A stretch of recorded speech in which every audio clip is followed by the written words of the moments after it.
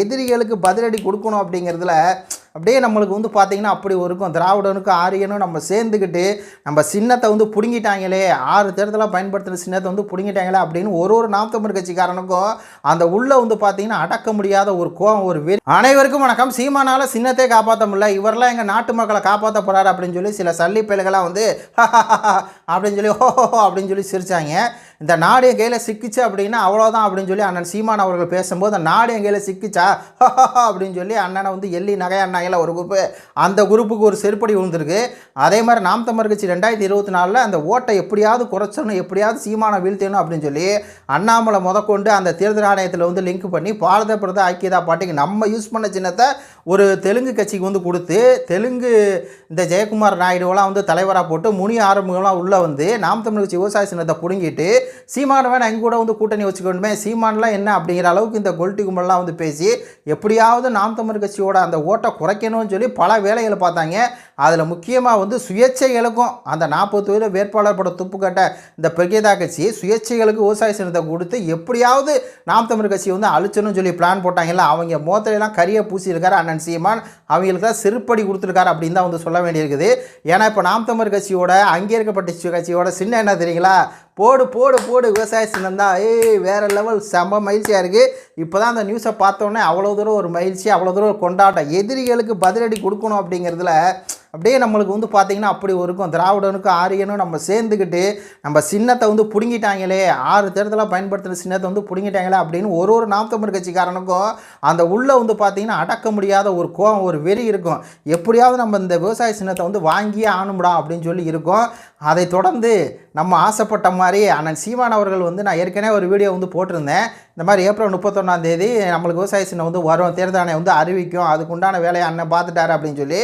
அதுக்கப்புறம் பார்த்தீங்கன்னா ஆல்ரெடி வந்து தேர்தல் ஆணையம் வந்து ஏப்ரல் 31 அறிவிச்சிட்டாங்க. ஆனால் இப்போ அஃபீஷியலாக வந்து பார்த்திங்கன்னா இன்றைக்கி வந்து அறிவிச்சிருக்காங்க. அது நம்மளுக்கு மிகப்பெரிய ஒரு சந்தோஷம். அப்போயே பொறுப்பாளர் வந்து சொன்னார், ஆனால் சீமான் வந்து சொல்லிட்டார், வேட்பாளர் அறிவிக்கிறது அறிவிக்காமல் இருக்கலாம், 2வது தம்பி முதல்ல சின்னத்தை வாங்கு, நம்மளுக்கு சின்னம் தான் முக்கியம், அது விவசாய சின்னம் தான் முக்கியம், நம்மளுக்கு மைக்கும் தேவையில்ல, ஆட்டோவும் தேவையில்லை, எதுவும் தேவையில்லை, நம்ம சின்னத்தை வாங்கு, நம்ம சின்னத்தை வாங்கு அப்படின்னு சொல்லி அண்ணன் சீமான் அவர்கள் நாம் தமிழர் கட்சியுடைய அந்த விங்கு இருக்கு இல்லையா, அந்த செயல்படுறாங்களா ஐடி விங், அவங்களுக்குலாம் வந்து தகவல் கொடுத்து, அதே மாதிரி வழக்கறிஞர் விங்கெல்லாம் தகவல் கொடுத்து இந்த தடவை வந்து நம்மளுக்கு விவசாய சின்னம் வேணும் அப்படிங்கிறதுக்காக போராடி பெற்றிருக்க சின்னம் தாண்டா எங்கள் விவசாய சின்னம். போடு போடு என்ன என்ன என்ன என்ன என்ன என்ன சீமான் வந்து உங்களுக்கெல்லாம் வந்து என்ன சீமான் வந்து சின்னத்தை காப்பாற்ற முடியலையா, காப்பாற்றிட்டாரா, கட்சி அங்கீகரிக்கப்பட்ட கட்சியாக மாற்றி நீங்கள் வீழ்த்தான்னு நினச்சிங்க.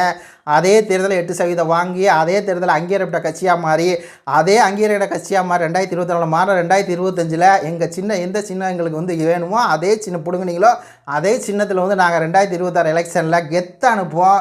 வேறு லெவல் சம்பவம் 2026 எலெக்ஷனில் இருக்குது. ஆல்ரெடி சீமானை வந்து சொல்லியிருப்பார், நீங்கள் இதுக்கு முன்னாடி வந்து பார்த்துருக்க ஆட்டம் வேறு, இப்போ பார்க்குறது வந்து சிவனோட ஆட்டத்தை பார்த்துருப்பீங்க, இப்போ வந்து சீமானோட ஆட்டத்தை பார்ப்பீங்க அப்படின்னு சொல்லி சொன்னார் இல்லையா.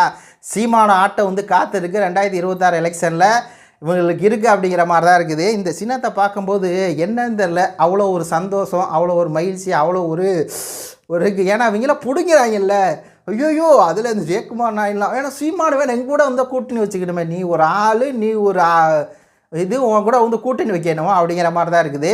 அதுக்கப்புறம் அண்ணன் சீமான் அவர்கள் வந்து ஒரு அந்த உள்ளரங்கு கூட்டத்தில் வந்து பேசியிருப்பார், இந்த மாதிரி நீங்கள் ஜெயிச்சா மாலை தோத்தாவும் மாலை, ஆனால் ஜெயிச்சா பல்லாக்கு தோத்தா வந்து பாட கொஞ்சம் பால்டாயில் குடிச்சுக்கோ அப்படின்னு சொல்லி அண்ணன் பேசினதை அப்படியே வந்து அதை அந்த பாலிமர் நியூஸ்காரெலாம் எடுத்து போட்டு அதெல்லாம் விமர்சனம் பண்ணிருந்தாங்க இந்த திராவிட எச்ச கூட்டங்கள்.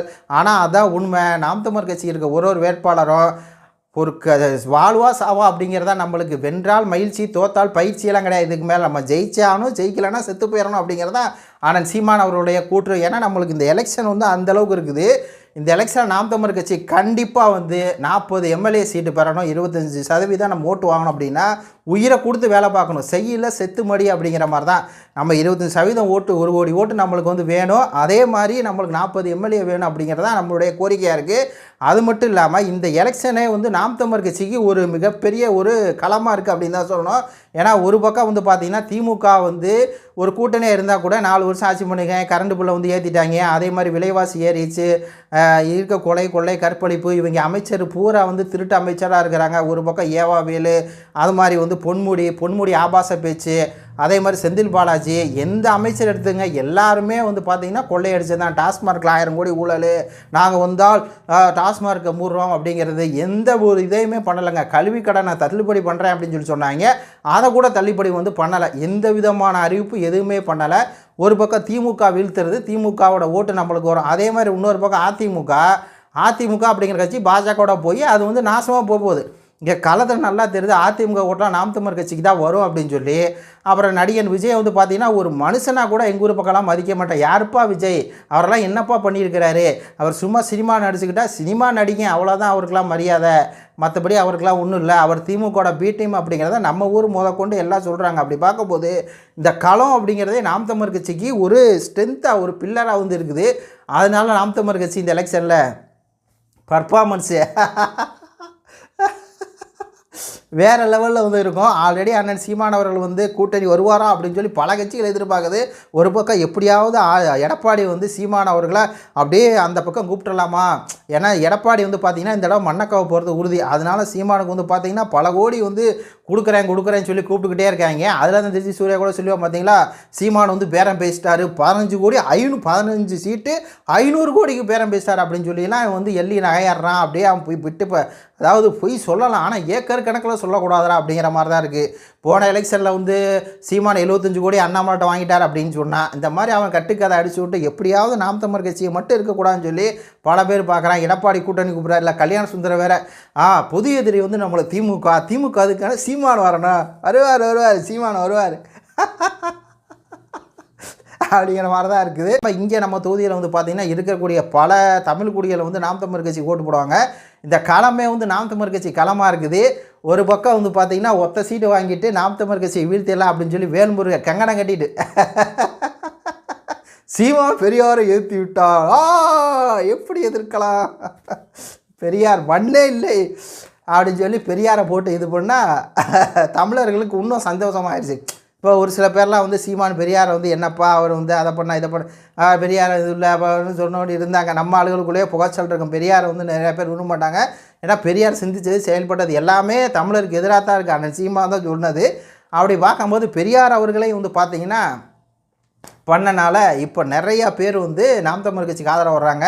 இதில் நாம் தமிழர் கட்சி இந்த குடிவாரி கணக்கெடுப்பு, அது மட்டும் இல்லாமல் இந்த மாதிரி பஞ்சம நில மீட்பு அப்படிங்கிறதுல எல்லா தமிழ் குடிகளும் ஒன்று சேர்ந்து அதில் ஒரு புரட்சி நடக்கும் 2026. ஆனால் சீமானவர்கள் எம்எல்ஏ ஆவார். நாம் தமிழர் கட்சியில் பல எம்எல்ஏக்கள் வந்து உருவாவாங்க. அதில் நம்மளுடைய முதல் வேட்பாளராக அண்ணன் இடும்போன கார்த்தி வந்து அறிவிச்சிருக்காரு. அடுத்தடுத்து வேட்பாளர் யார் அப்படிங்கிற விஷயங்கள்லாம் பற்றிட்டு பேசலாம். செம்ம ஜாலியாக இருக்குது, செம்ம மகிழ்ச்சியாக இருக்குது. உங்கள் கருத்துக்களை வந்து பதிவு பண்ணுங்கள். நன்றி, வணக்கம். இப்போ நாம் தமிழர் கட்சியோட அங்கீகரிக்கப்பட்ட கட்சியோட சின்னம் என்ன தெரியுங்களா, போடு விவசாய சின்னம் தான். வேறு லெவல், செம்ம மகிழ்ச்சியாக இருக்குது. இப்போ தான் அந்த நியூஸை பார்த்தோன்னே அவ்வளோ தூரம் ஒரு மகிழ்ச்சி, அவ்வளோ தூரம் ஒரு கொண்டாட்டம். எதிரிகளுக்கு பதிலடி கொடுக்கணும் அப்படிங்கிறதுல அப்படியே நம்மளுக்கு வந்து பார்த்திங்கன்னா அப்படி இருக்கும். திராவிடனுக்கும் ஆரியனும் நம்ம சேர்ந்துக்கிட்டு நம்ம சின்னத்தை வந்து பிடுங்கிட்டாங்களே, 6 தேர்தலாக